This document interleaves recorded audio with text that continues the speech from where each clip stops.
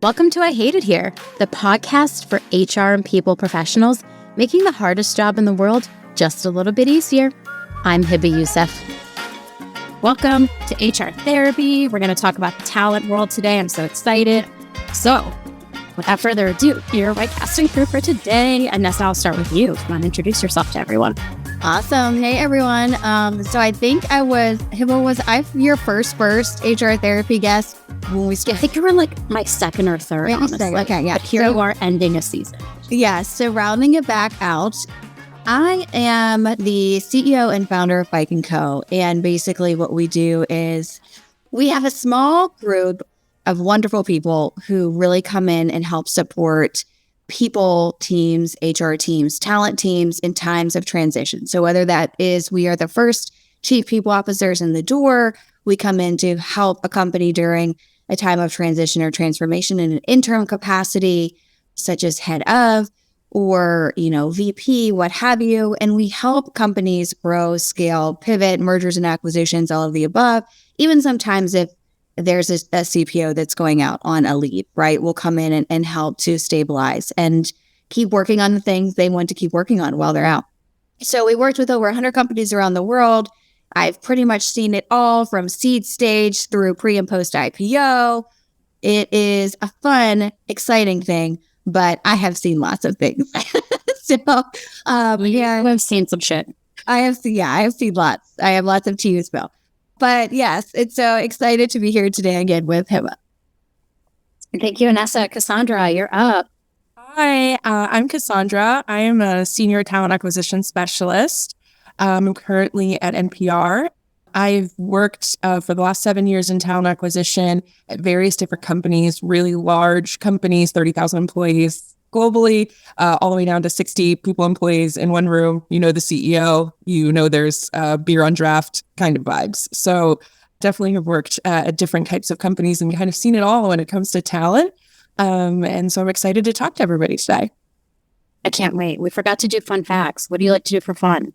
Oh my gosh. Well, I have coffee in front of me, so I'm constantly trying new coffee shops and different pastries. That is a major point of my budget in which I refuse to eliminate.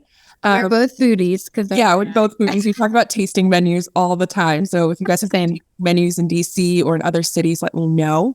I have a controversial opinion. I think LA has the best coffee.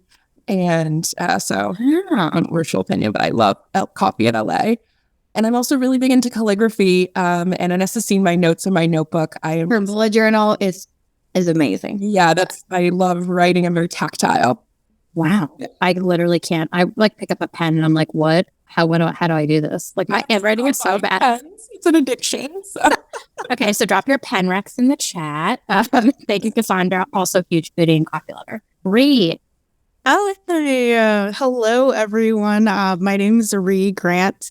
I know Hebba from a past life because I am currently the recruiting manager at really awesome payments-based fintech company. So Hebba and I worked there for some time. And in terms of my overall career, I started out in HR and people operations, but made a transition pretty early on into talent. Fell in love with the idea of equitable access and things such as that. So kind of just stayed and then made my official fintech transition right before the pandemic. And I kind of fell in love with startups. So the startup bug bit me, as they say.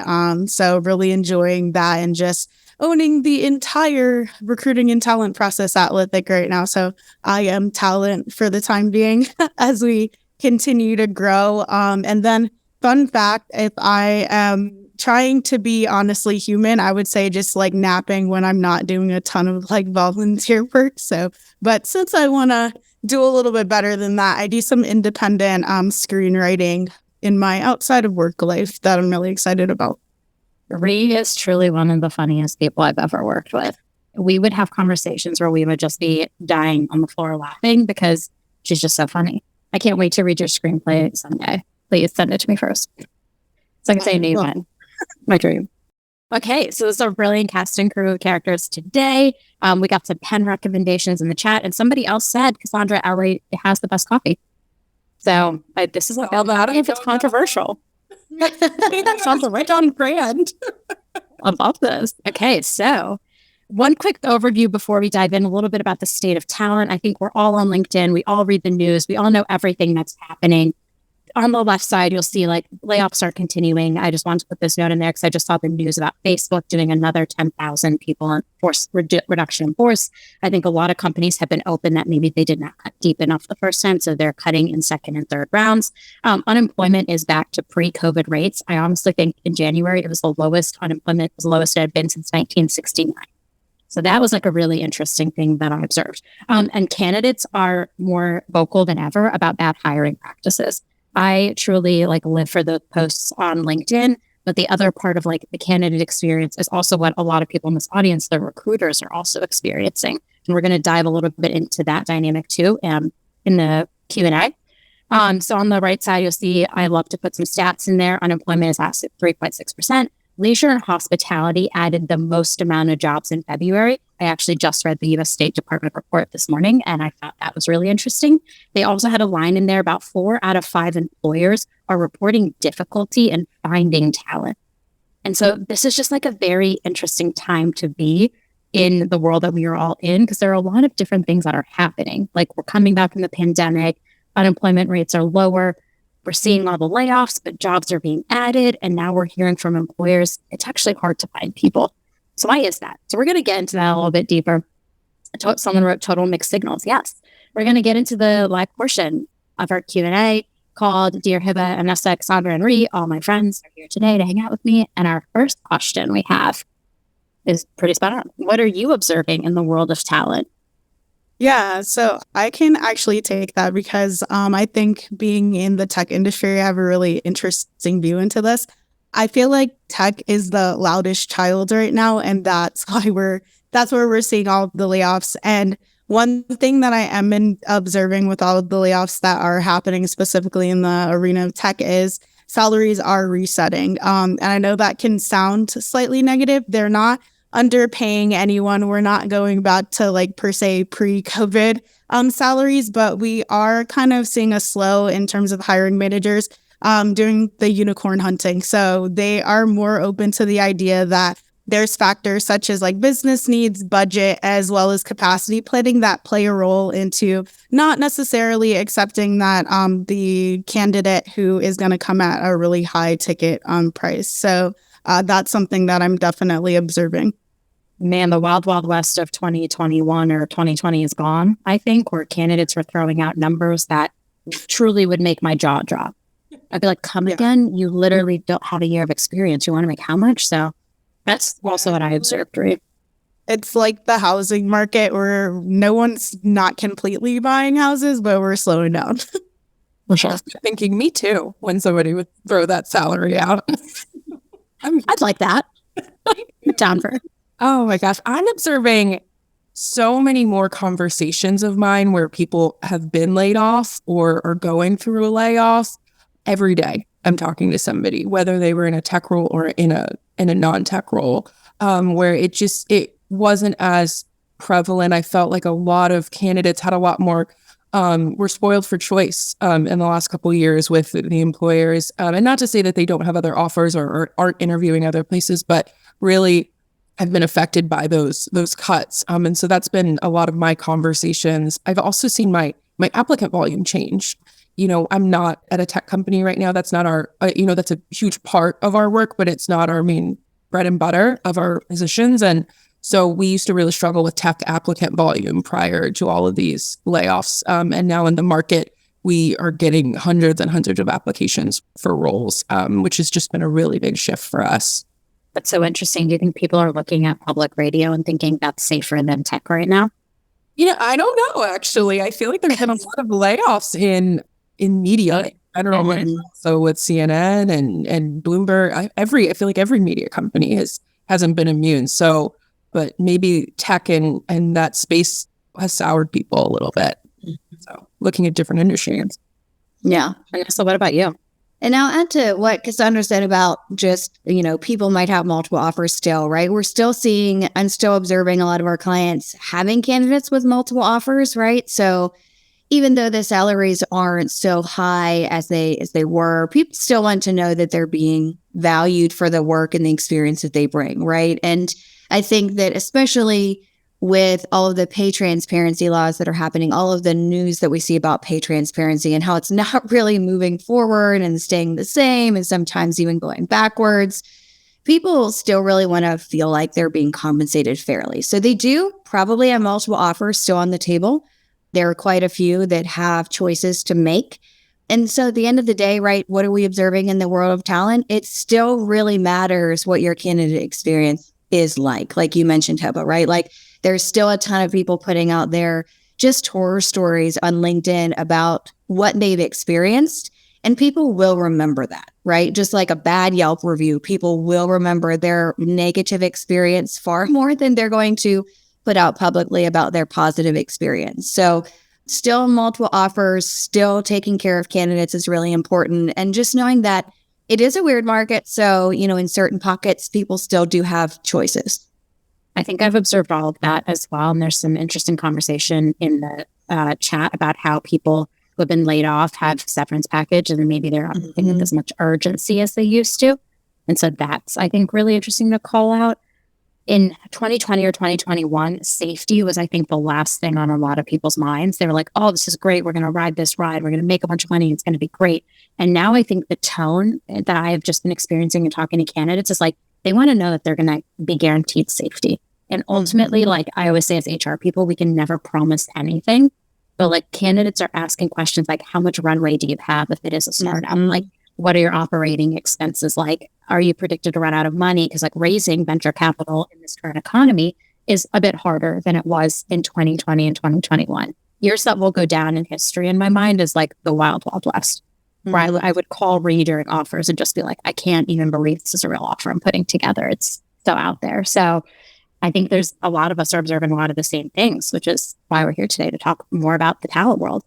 So our next question, what can help candidates stand out in this market? So we're seeing like a ton of applicant uptick. Cassandra, you mentioned like more than ever, we're getting a lot of people that are applying for jobs, but some people in the audience today might actually be candidates who are looking in this market. So what can help candidates stand out? Anessa and I have had these conversations too, where, we posted a role and we posted on Friday and by Monday had 800 applicants. It was an overwhelming amount of interest. And we didn't really even advertise it. And it can be so disheartening to look on LinkedIn and Glassdoor and you're about to apply for a role and you see, see how you compare to 700 applicants. That to me is like such a gut punch because I'm thinking, if I apply now, there's no way they're going to review my application. They're going to see the first maybe 100, maybe 200, and I'm so far down. And one of the things I really think about is that networking and referrals, I know that can have a lot of privilege associated with it to think, oh, how do I get someone who knows someone in that company to say my name, in those rooms. But I think that really rooting into the fundamentals of meeting, the minimum qualifications or exceeding the minimum qualifications in some spaces and having a good resume, I think good candidates are still good candidates and are still going to get that sort of attention at a company and stick out. But it's definitely a really challenging space to be in with this high applicant volume.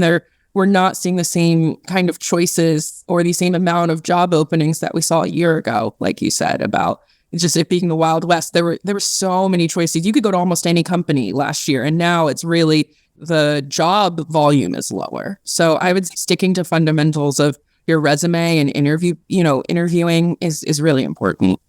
The privilege piece, I just really resonates with me. It's something I think about all the time in recruiting and building recruiting processes is like who are we granting the privilege of having a job here? And like only talking to referrals can lead to such a homogeneous, like they've shown that having referral programs actually has negative impacts on DEI. And so just thinking about that as it relates to the job market, when folks are being laid off, the connecting and the privilege piece of it really sits with me. Think about it quite a bit. One of my first companies was like, give referrals white glove service. And I was like, okay, that's great, but like give everybody white glove service.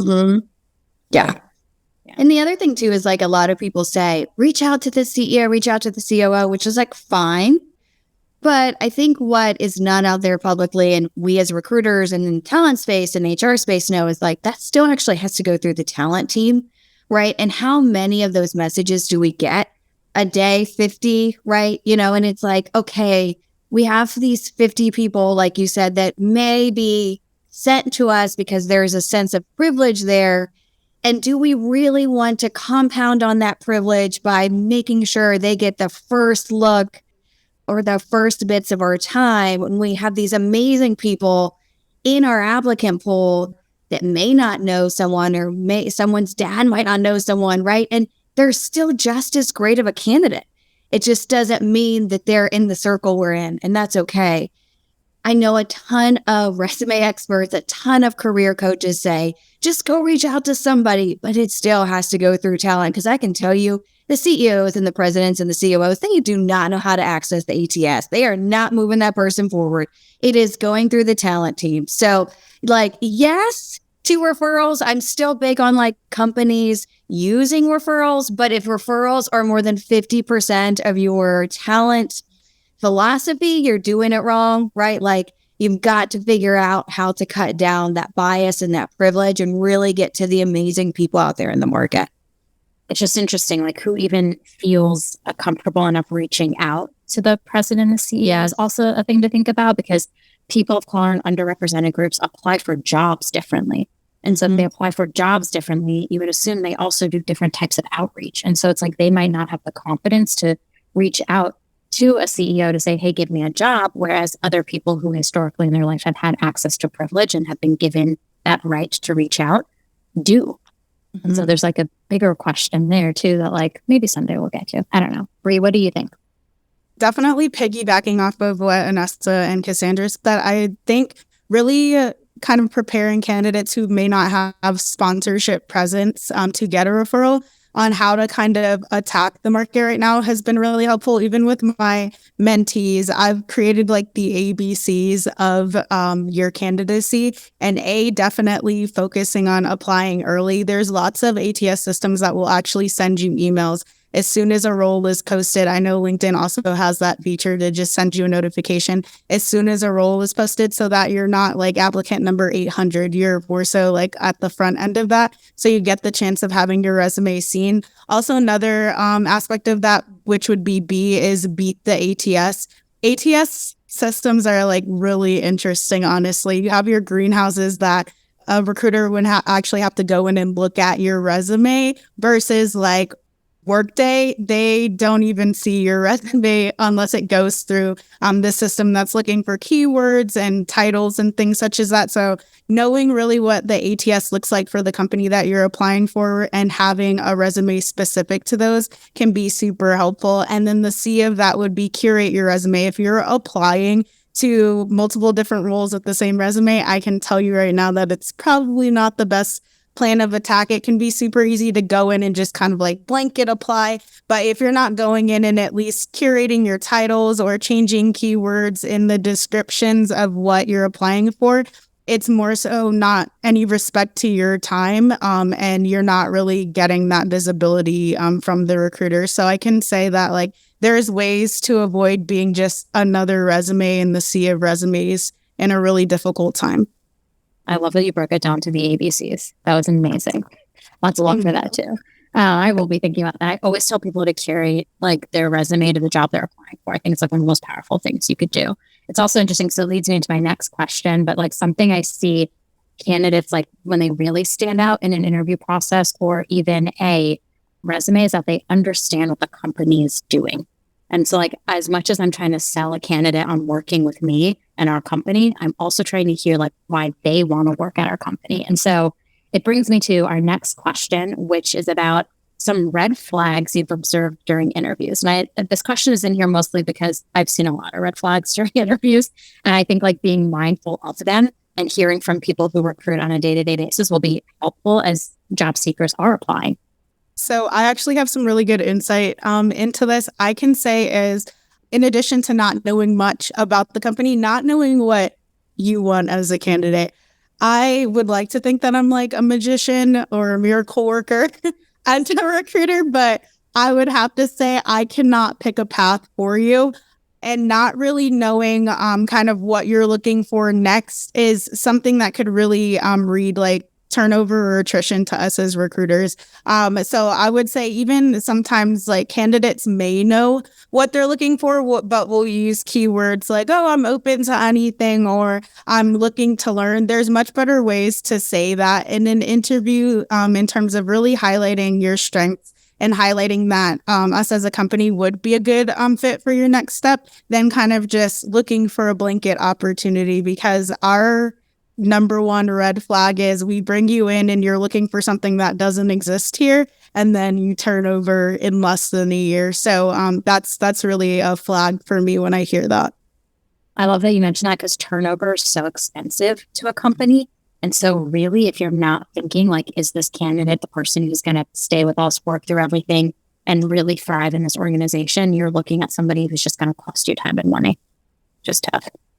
There's so many red flags. It's so hard to pick sometimes what are some of the red flags you can observe. But gosh, the two that I think stick out to me the most are being too comfortable in an interview. I think that a lot of us talent magicians, I'm stealing your word, Rie, are so friendly. And that's part of the reason we do this job, is that we are approachable, we're easy to chat with, and we enjoy talking with other people.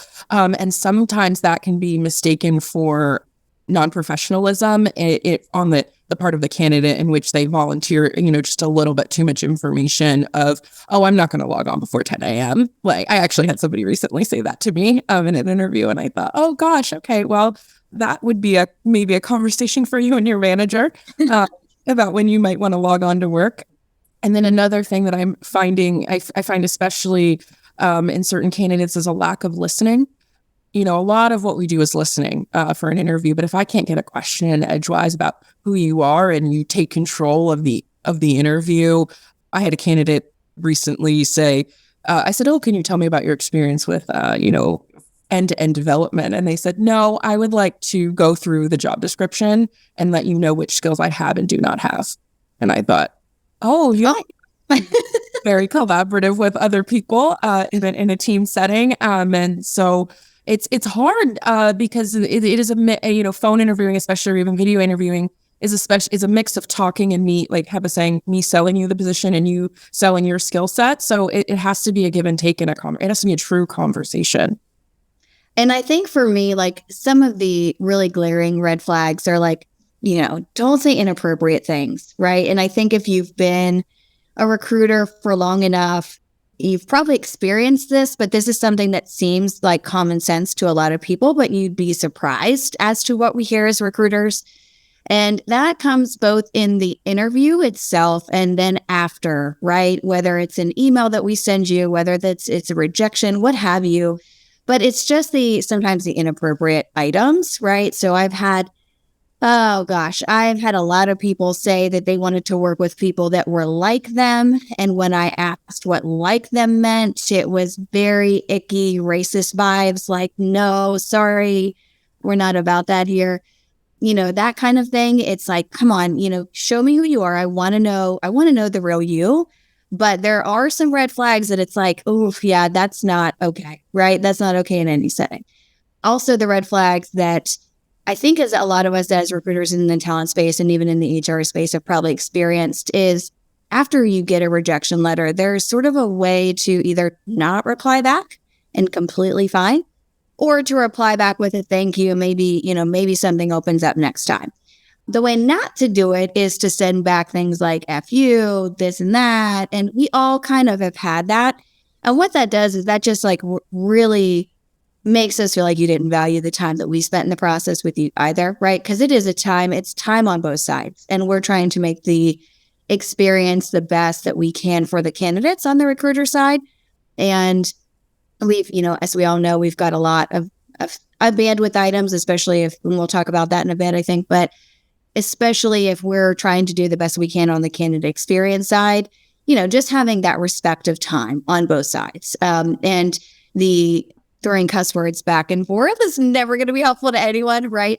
So I would just say it's just really knowing that you're still in a conversation with someone, knowing that you're, like Cassandra said, not super comfortable with someone, but still balancing that line of showing yourself, right? Showing us your quirks and the fun things that make you you and the unique items that make you you. Those are all things that we want to see, because as recruiters, we don't want to have the same conversation 10 times a day. We want to understand what you're motivated by. We want to understand what you can bring to the table that might be different from the next person we talk to that brings something else to the table. So all of that to say that bring us your quirks, but don't go inappropriate.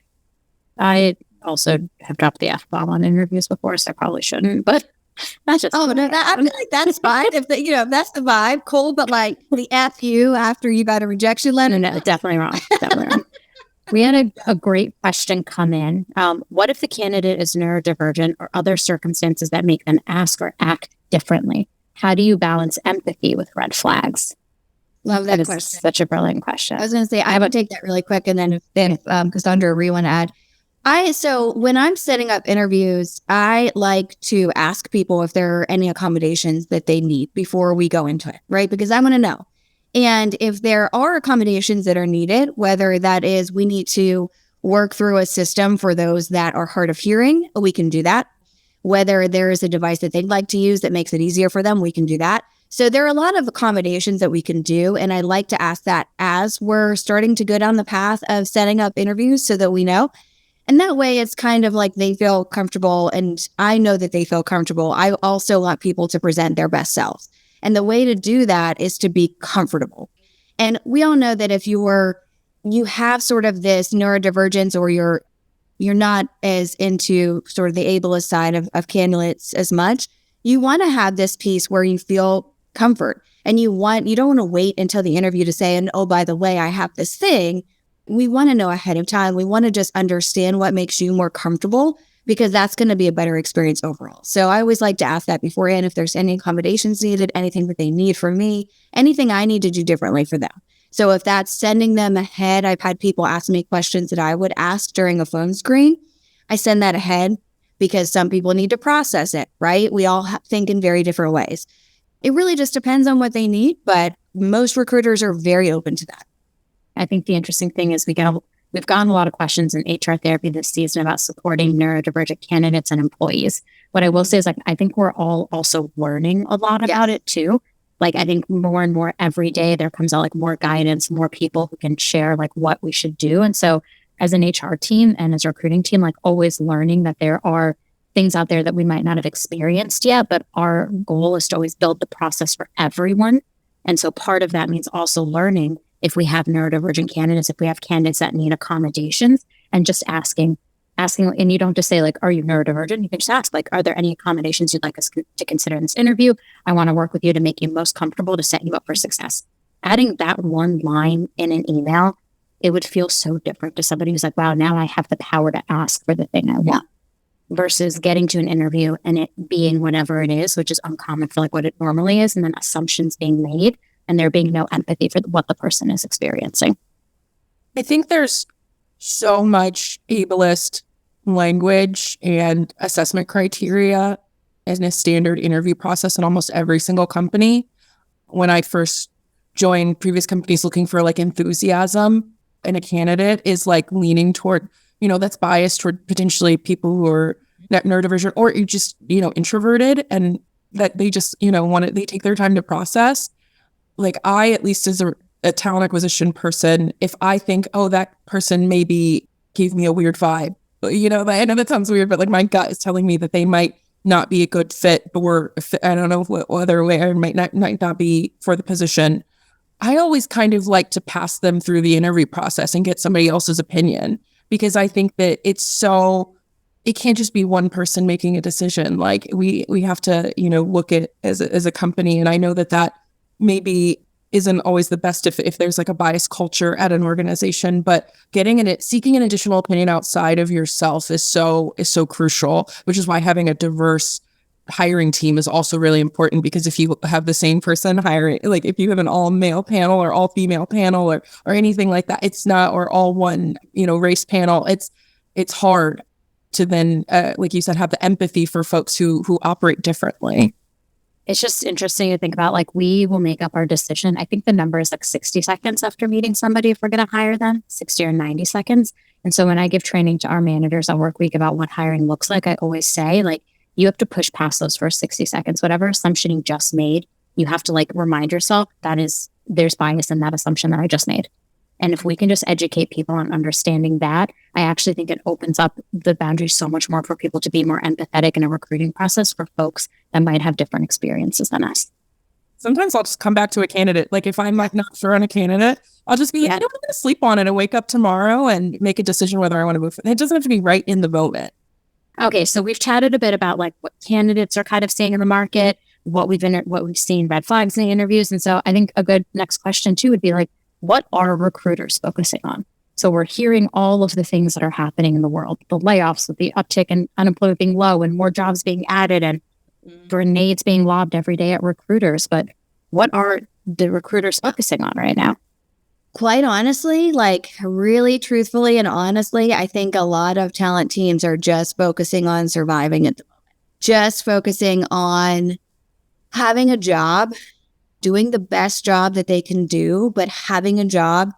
I don't know about you all, but when I see the layoffs on LinkedIn, it tends to be the talent teams first, then maybe the DEI teams, then the HR teams. Do I agree with it? No, but right now I think what's on really a top of a lot of talent teams' minds are, I just am trying to keep my job, right? I'm trying to do a good job so I can have a job.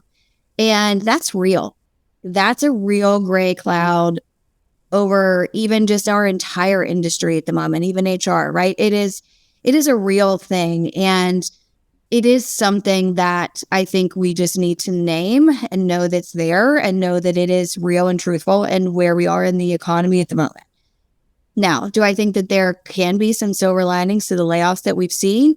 Yes. I mean, this is a really like quick side comment, but I'm optimistic that maybe there's so many layoffs happening so that those companies can actually pay their people fairly and transparently and correctly. I don't know if that will happen, but I'm hopeful that it will. But the other thing is just like, it is cyclical, right? We're focusing on this as recruiters. If you've done this for a few years, you know how this goes. It's like, okay, all the recruiters are laid off. All right, cool. We're going to chill for 2 months and then we're going to wonder where all the recruiters are because we need recruiters. So we need them now. We need them fast. And then we all see this uptick in hiring. And then 6 months later, all the recruiters are gone. It's just like this cycle that keeps happening, right? And it's surprising to me that people still get surprised by it. I've been doing this for, longer than a decade. And I keep seeing the same cycle happening and I know it's coming, right? And it's just so surprising to me where people are like, oh, we don't need any recruiters. Oh, we need all the recruiters. And it's like, have you not been paying attention? This keeps happening. So I think right now it's focusing on keeping a job and then also just riding the wave until the next part of the cycle comes. I love that. The plugging, I think I've been using this sinking ships plugging holes metaphor way too often this last few weeks where I'm like, and that's a good point, right? And it could be like, the last recruiter left and how much they have to do, right? As the last recruiter, or maybe they're the only recruiter left. Maybe there only was one recruiter. Yeah. No, I also love the idea of like not getting rid of your recruiters, but like I don't want to use the word repurposing them. But like there are other projects outside of recruiting that the recruiting skill set is very relevant for. Sorry, I'm getting ahead of myself. Anything else to add? Cassandra or Rie, I'm getting excited. That's a really good point, Hebba, because that was kind of going to be my add to the conversation that recruiters are now focusing on their pivot. Like what's next? Because it may not be in recruiting. It could be in people operations. It could be someplace totally different. But I think that just even for me personally, just looking at what else can we do? Can we get into people operations? Can we get further into the company just to kind of protect ourselves or just kind of build our repertoire of just knowledge to prepare for what could potentially come down the pipe? So that's what I've been seeing like my peers focus on. They're like, hey, like maybe I should get a certification in something else. Maybe I should like find another industry to focus on, but just kind of that what's next. They always talk about the downturns in the market as when people seek more education. and more advancement and go back and get master's degrees or learn other certifications and things that they can do. I'm going to be truthful about, I'm so in survival mode right now in trying to figure out where, my organization is going. But, even when I'm not in survival mode, I'm always thinking about how I can add value to my hiring managers. Almost anyone could be trained to do recruiting, and a lot of people think anyone can do recruiting. I would argue that it is a highly specialized skill set, and that not everyone probably can or should be a recruiter. But I think that we add value in so many different ways and provide that extra level of customer service and looking at the market and giving these hiring managers and business leaders insights that probably could avoid a reduction in force down the line. As Anessa said, with the cycle, that, we can just really be those business partners. We're not just, talent acquisition. We're like consultants in this space and really can provide that leadership. It's so true. Survival mode. I feel that too. Like, I'm just like, oh, plugging the bolts. We're here. And it's just like the line that you said that like everyone thinks they can be a recruiter really stuck with me, because if I had a damn dollar for every time someone was like, I could do this job, and I'd be like, you don't know anything, literally nothing. You don't know anything about this. Stop trying. Sometimes I let them try, and then they're like, wait, yes, help, and I'm like, this is hard. I was like, oh, I've hired 5 people before, and I'm like, I've hired 50,000 people before. They're like, I fired 50,000. Cool. Stop. Yeah. It's a skill. It honestly is, I think, funny, but also very annoying for all of us that are recruiters or people ops people. I think we're like the number one job that people are like, oh, well, I think I could do that. And you're like, oh, it's a little harder than you think, like not trying to make everything. But I think it's because like recruiters and HR people have such a versatile set of skills, which leads us beautifully to my next question. Like, there are transferable skills. So what are some that recruiters could potentially use to transition to a new role? We just provide such an extra level of like organizational and operational perspective. God, I could list on forever, like consulting and planning. We're into data driven insights. We can sell things. Like I always call sales for HR. Like we are the front line of a market. We're the face of a company. Sometimes it's so many different ways in which people interact with us that I think that, gosh, maybe this is like, just like a dream, like idealistic of me, but I'm like, we could do anything. If you can be a recruiter and be a successful recruiter, you could do anything. Yes, you can. You can. I see a lot of recruiters doing the recruiter to sales transition, which I think is like very similar skill sets. But I just got off a call today where I was telling someone about like, to be in HR, you have to have the most interdisciplinary set of skills. So like the best comparison is like sales people just really need to sell. They do outreach, they negotiate, they close. HR does all of that within just recruiting. And then we also do internal comms. We also have to negotiate with candidates and manage hiring, manage expectations of hiring managers. And so I think if you're in HR, your toolkit is probably full of like 15 plus skills, which would work for possibly any job that doesn't require a technical nature. Yeah. Project management, someone said too. If you were to take everything and make that interdisciplinary kind of like career and something that is definitely going to pay you a really lovely package, you might want to get into project management. Like project management and recruiting is apples for apples, and the project managers make a lot of money. And usually it's, if you're looking to also move into leadership, it's a really great path directly into the COO seat. So I was definitely going to drive home that project management side. And then there's a lot of support, even more so than for recruiters for project management. You can get your PMP. You can go to school and get kind of like side certifications and minors in project management. So there's a lot of more like support out in the market for people who are interested in that. Recruiters are really good at reading the room and reading people. As a former journalist turned recruiter, there is a lot of people that can go the other way too, right? Because what I found is that, okay, journalism, I'm asking people questions, I'm gauging their body language, I'm trying to see if they're telling me the real deal, right? And it's kind of the same as a recruiter. It's like, okay, I'm asking you questions, I'm gauging your body language, I'm trying to see if you are actually being authentic with me. And there is such this piece of so many things that we do that you all have said that can just be such amazing pieces to other parts of the business. And I realistically think that, as Cassandra and you said, Hebba, as well, and you Rie, just if you are a successful recruiter, sky's the limit on what you can do. Like, I think more recruiters should be CEOs. I think that more recruiters should be COOs. I think that more recruiters could be head of ops, right? Like, we could do so many things. I think recruiters, like we've all said, have sort of this bad rep in that it's easy and people can do it and anyone can learn it. And for the right personality characteristic, a couple of these pieces that you need to kind of have with your intuition to know if it's the right move or the wrong move, you can be taught that. But I also think that there's just this powerhouse consultative ability that very, very few companies, and we've worked with over 100, very, very few companies even grasp the ability of amazingness that they could get from their recruiting teams.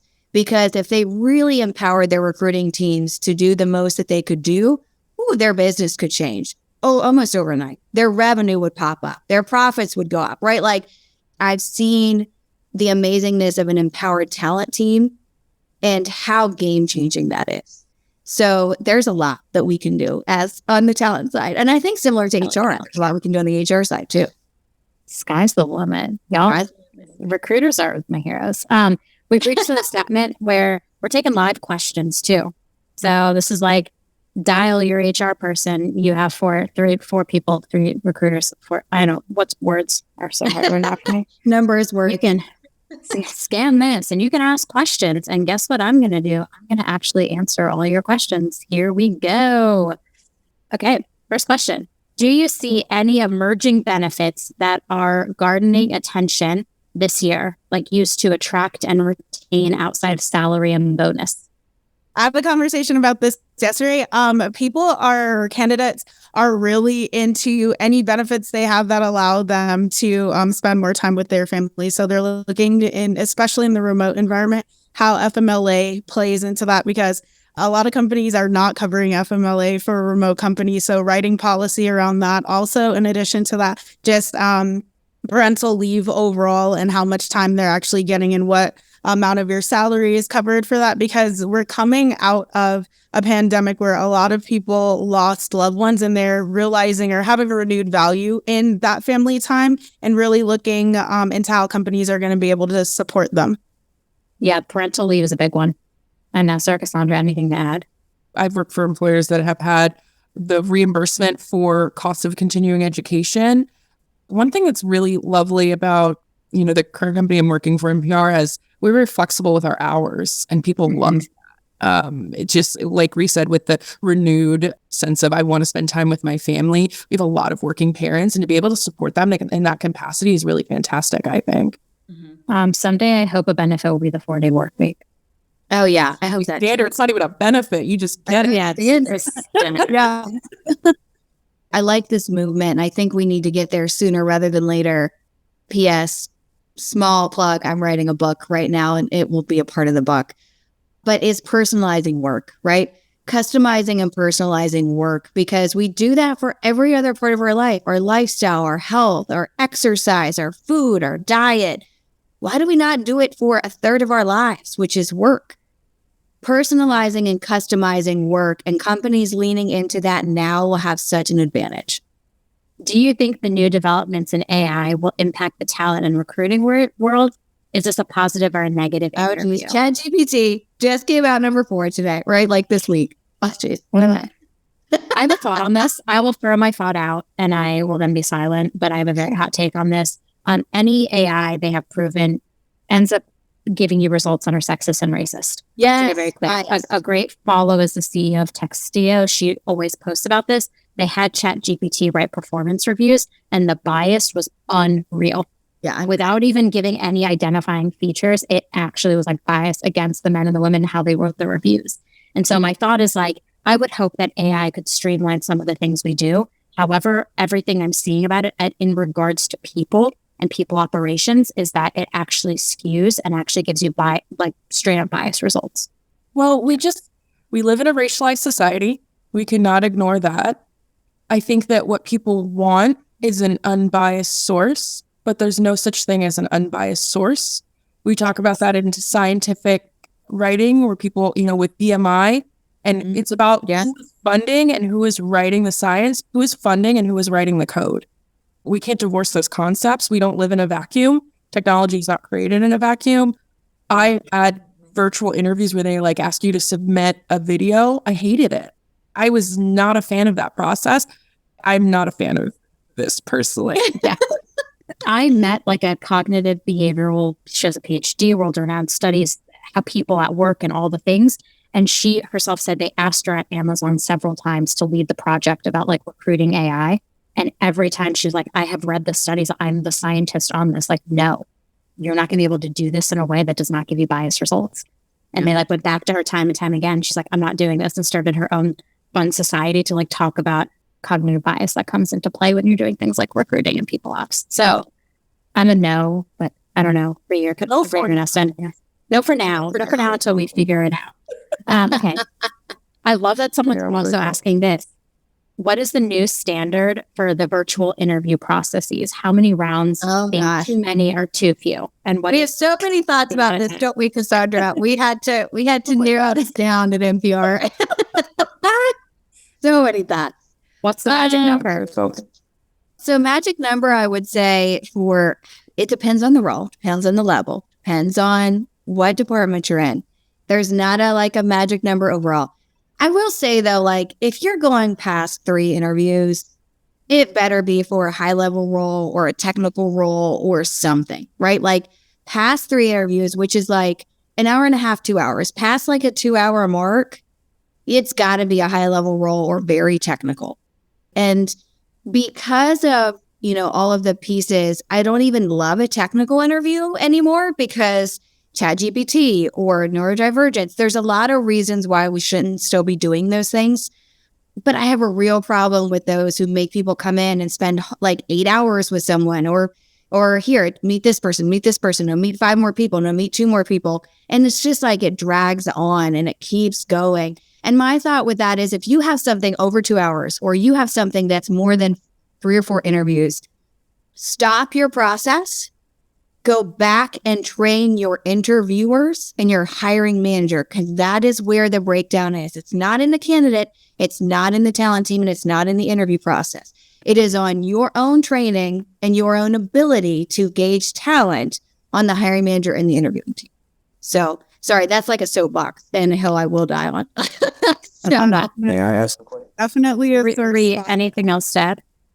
Yeah, I can definitely echo everything Anessa said. My current manager, love her to death. She says that if after the recruiter screen, if it's taken more than 2 people or 2 interviews to determine whether a candidate is strong enough to fulfill the role, something's wrong with the process. So can totally echo what Anessa says about that. It shouldn't be this just long, exhaustive process. It's just you're getting someone, vetting whether they're going to be successful in the current culture and whether they're going to be successful in the role, and you just move over. Everything is kind of a game of chance. You're just trying your best to reduce that risk. Yeah, I say no more than 3 to 4. Sorry, that's my baseline. Sometimes it's also just about getting the hiring manager on a call and just saying, okay, what information do you feel like you didn't get to ask in that interview? And is that a realistic thing that you are going to be able to assess in another 30-minute call or another 45-minute, whatever length of call? Because if it's not, and that's something you're just going to have to roll the dice and learn on the job, you're not going to be able to fully see someone in a work experience unless they're a temp and you're looking to hire them. And then you've already seen Absolutely. Absolutely. There always seems, this question's perfect. There's always a power struggle between HR and talent acquisition. They want us to win, but they tie our hands. Any suggestions? God, I'm being seen way too hard right now. Any suggestions? I know that other people struggle with their relationships with their HR advisors, and I have. I'm not going to say you've got a great one, but I've got a great one. I really great HR team that I work with, but it's all about listening and empathy, really, like, because you think, oh, but you're trying to figure out why you think they're standing in your way, because that's so hard. Like, because I'm thinking, oh, why didn't they just send me the comps? And they're thinking, why does she keep asking for, and it's just understanding each other's motivations and where they're coming from, because otherwise you have to work together. It's not going to work. Yeah. And you're all on the same team, right? Like, you're all on the same team. Same team. Yeah. I feel like I'm fighting hiring managers more than I'm fighting anybody else most days. Yeah. It's the hiring managers. But one thing that I found is, once again, that partnership, that consultation that we provide them, and then just a better understanding of what recruiters do. Like, we don't just sit on the phone all day and then ask the same set of questions. Like, we do so much more than that. So I think just more transparency into what we do on a daily basis has helped building my relationships with the hiring managers. I love that. You all have shared so many good tips today. I'm honored that you all came to my session and agreed to share all of these with people. But we're rounding the end of it, which is bittersweet for me because it's the season finale of our season 2. Lots of great questions were asked. I hope I get to them in my newsletter and future sessions of HR therapy. Some quick final takeaways. I think we've shared a lot of great context. You all, please connect with Anessa, Rie, and Cassandra on LinkedIn. They're great people to follow. They're all wonderful, and they have lots of things to say. And I think we're all kind of experiencing the struggle that is the talent world right now. And so this feels silly to say, but just remember to be kind to people, because you don't know who's going to lead you to your next opportunity, and you don't know who really needs your help. And while we can't overextend ourselves always for everybody, I do think there's a part of this where we can all try to be nicer to each other, because a lot of people are dealing with life-changing events right now. But thank you to the recruiters who are very often the unsung heroes of companies who are treated terribly by hiring managers and executives, but you all bring us the great talent every day. And so big shout out to all the recruiters that are here too. I see how hard all of you are working, and I know you get shed on a lot on LinkedIn, and I don't appreciate it. So I'm always there for you if you need me. With that, thank you again, Anessa, Rie, and Cassandra. Be sure to reach out to them on LinkedIn, connect with me, subscribe to the newsletter, come to HR Therapy. I'm so glad all of you are here, and I appreciate you all so much. Everyone have a killer day. Yeah. And go yell at a hiring manager. Go tell a hiring manager they're wrong today. That's my one. Love it. Go yell at a hiring manager. Yeah. Happy March Madness. I love someone just said that. Bye. Thank you. Bye, all. Thanks for tuning in. Keep up with all the latest HR resources by subscribing on Apple, Spotify, Google, or wherever you listen. And if you love I Hate It Here, tell an HR friend. I'll see you next time.